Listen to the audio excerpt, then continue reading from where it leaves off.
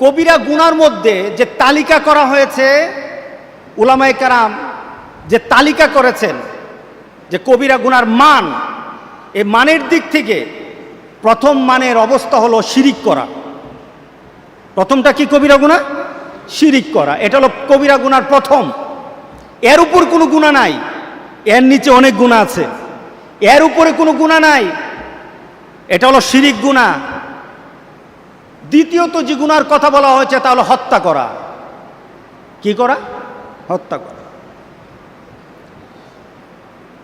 এই বিষয়ে কোরআনে কারিমে আল্লাহ সুবহানাহু ওয়া তাআলা আমাদের জন্য কিছু নীতি নির্ধারণ দিয়েছেন হত্যার ব্যাপারে। আউযু বিল্লাহি মিনাশ শাইতানির রাজিম, বিসমিল্লাহির রহমানির রহিম। ওয়া মান ইয়াকতুল মুমিনান মুতাআম্মিদান ফাজাযাউ জাহান্নামু খালিদান ফিহা ওয়া গাদিবাল্লাহু আলাইহি ওয়া লা'নাহু ওয়া আ'আদ্দা লাহু আযাবান আযীমা।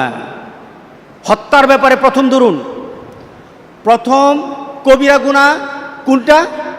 শিরিক। দ্বিতীয়ত হত্যা করা।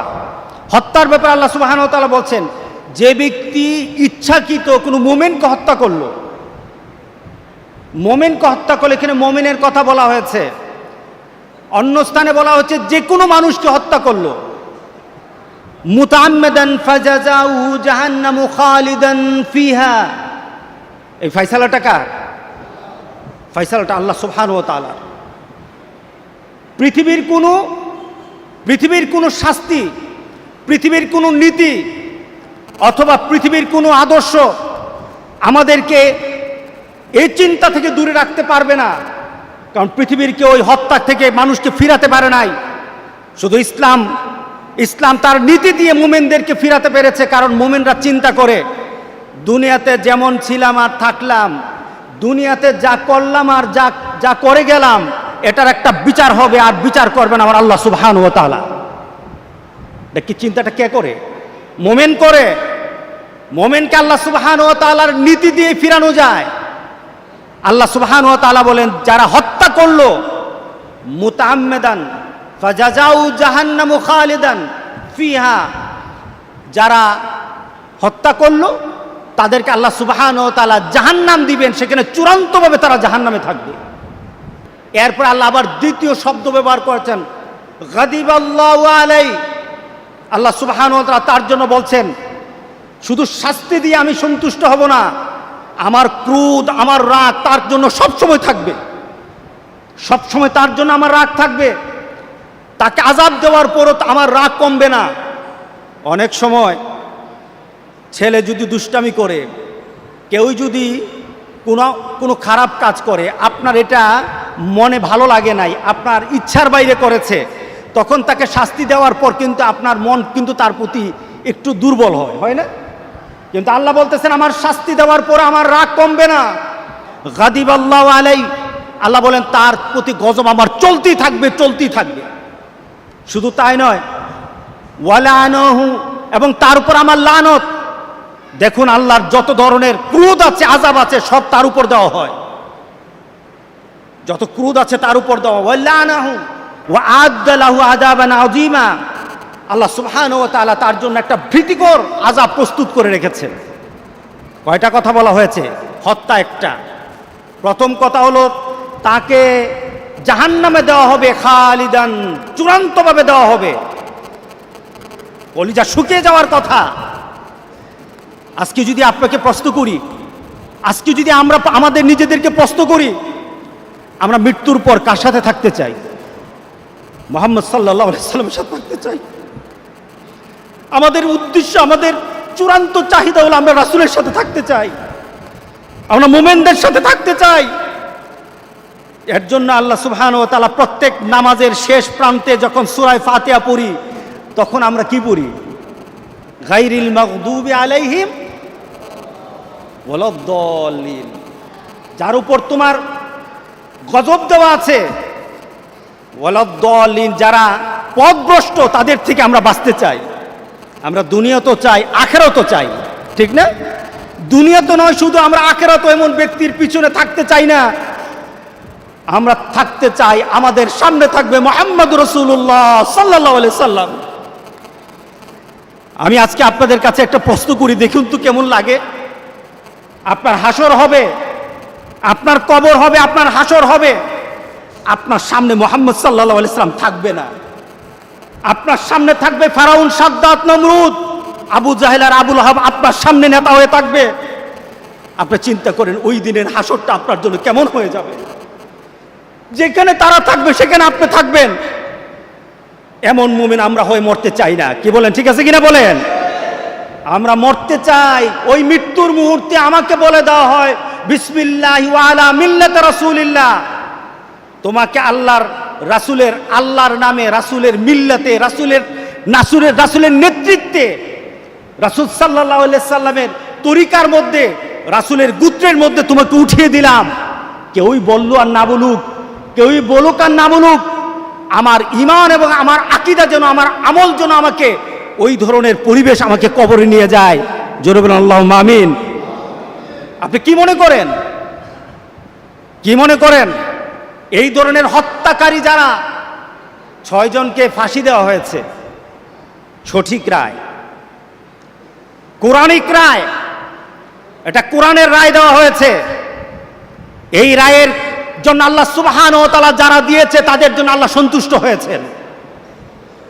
আর যদি এই রায়কে উলটপালট করা হয় কিসের কারণে? কোন একটা স্বজন প্রীতির কারণে। কিসের কারণে?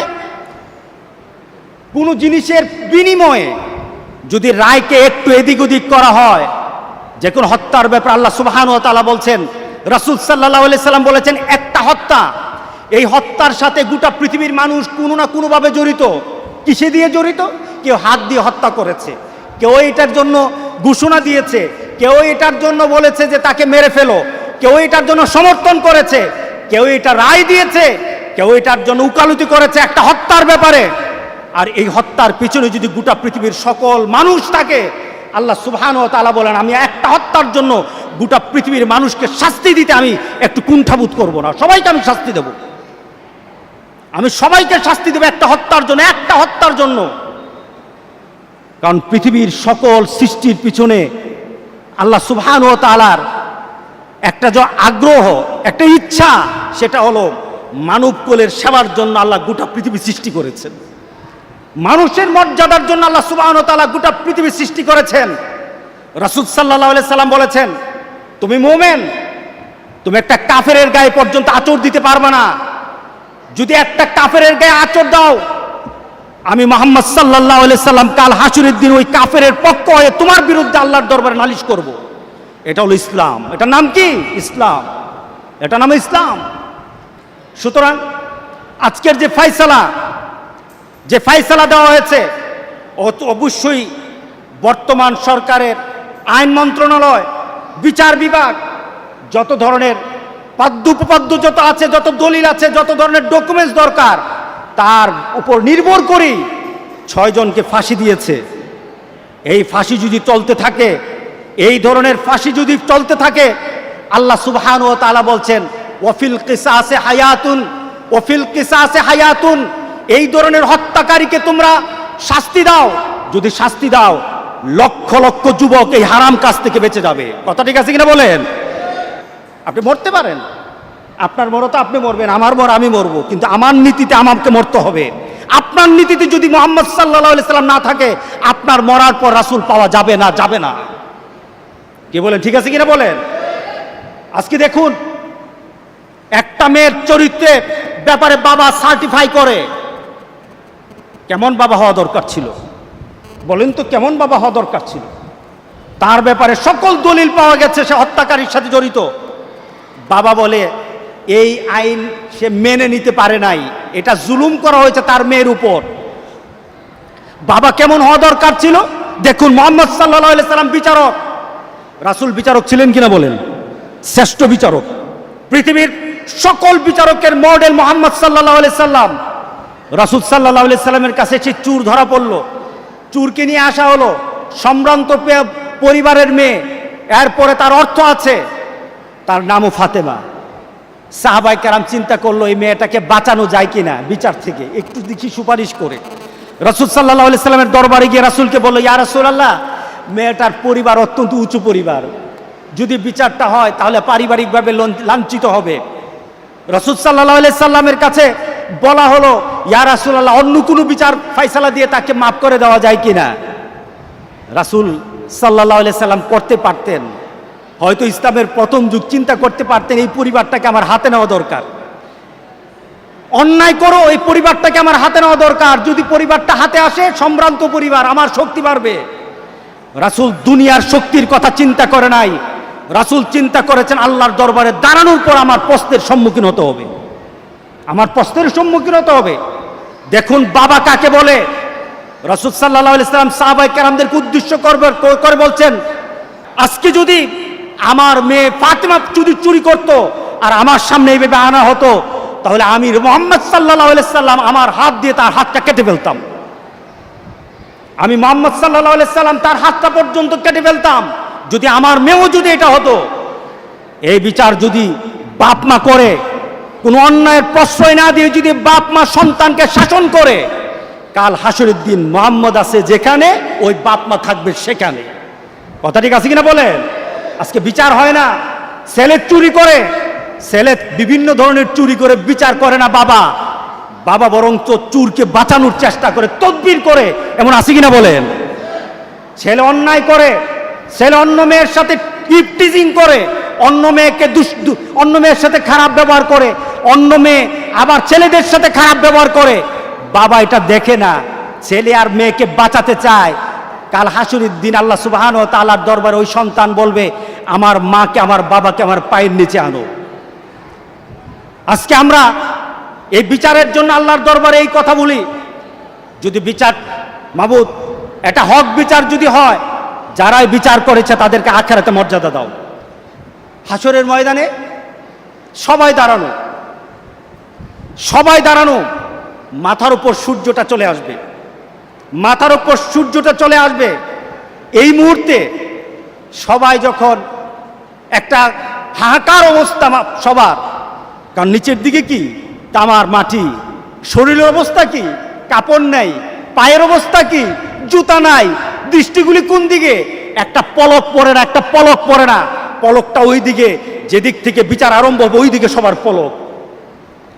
রাসূল সাল্লাল্লাহু আলাইহি সাল্লাম হাসরের ময়দানের বিভীষিকা বর্ণনা করছেন, মা আয়েশা সিদ্দিকা রাদিয়াল্লাহু তাআলা কেঁদে দিলেন, ইয়া রাসূলুল্লাহ, হাসরের ময়দানে উলঙ্গ থাকবো, লজ্জা করবে না?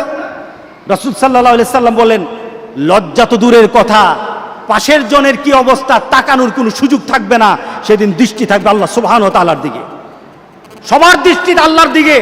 আজকে ফয়সালা হবে, চূড়ান্ত ফয়সালা হবে আজকে। সেদিন একটা ছায়া হবে, 7 জনের জন্য সেই ছায়াটাকে প্রস্তুত করে রাখা হয়েছে। কয়জনের জন্য?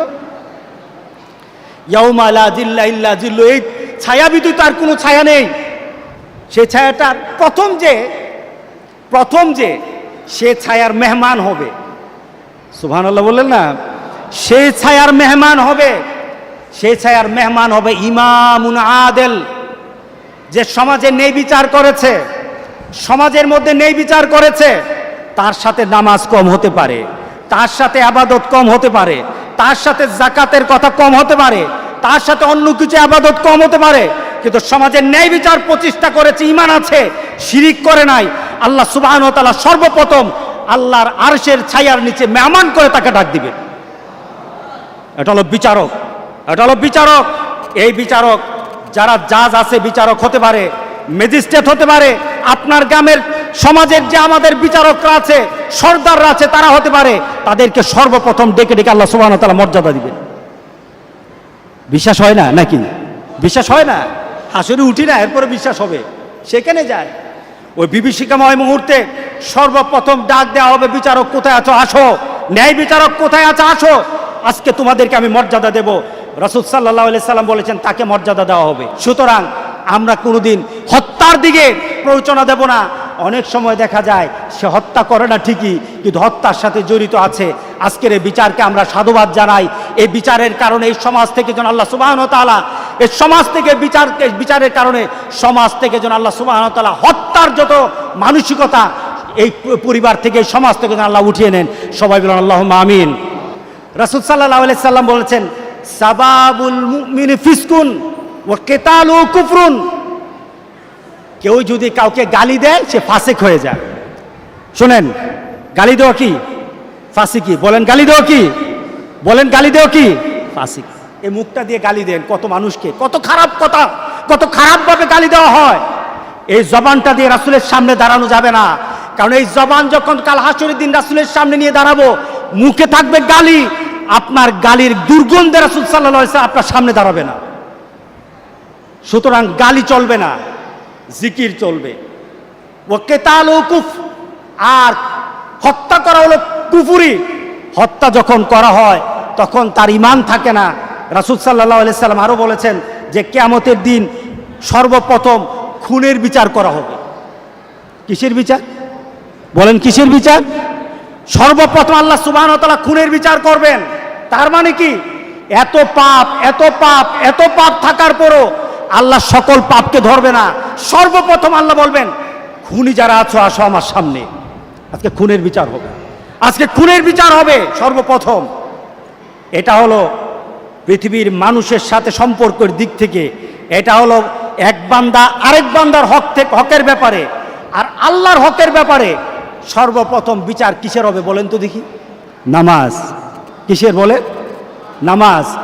সুতরাং আমরা যেন কাল হাসরের দিন খুনের সাথে কোনোভাবে জড়িত, রাসূল সাল্লাল্লাহু আলাইহি সাল্লাম বলেছেন, তোমার মৌন সমর্থন যদি কোনো খুনের সাথে থাকে, তোমার মৌন সমর্থন যদি কোনো খুনের সাথে থাকে, তাহলে কাল হাসরের দিন খুনির সাথে তোমার হাসর হয়ে যাবে, খুনের সাথে তোমার হাসর হয়ে যাবে, খুনির সাথে। সুতরাং আল্লাহ যেন আমাদের সবাইকে হেফাজত করে, জোরে বলেন আল্লাহুম্মা আমিন।